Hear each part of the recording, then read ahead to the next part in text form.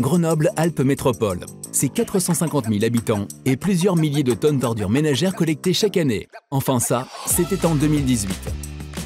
Depuis, de nombreux bioseaux et composteurs ont rejoint le foyer des habitants du territoire, contribuant à faire baisser le poids de leurs poubelles.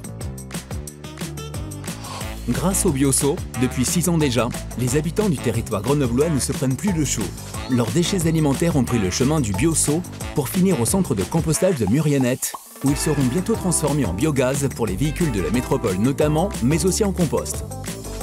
Et que fait-on de ce compost? Il est distribué gracieusement aux habitants qui en font la demande et aux agriculteurs locaux pour l'épandre sur leur exploitation maraîchère et céréalière de la plaine du Grésivaudan.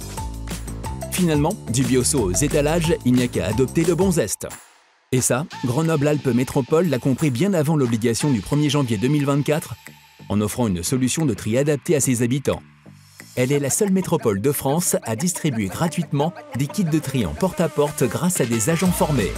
Et elle ne compte pas s'arrêter en si bon chemin, car son objectif est d'atteindre 25 kg par habitant et par an de déchets alimentaires collectés à l'horizon 2030. Ce n'est pas notre genre d'en faire tout un fromage, alors s'il ne fallait retenir qu'une chose, c'est que depuis 6 ans, pour Grenoble-Alpes Métropole, tous les déchets alimentaires vont dans le bioseau.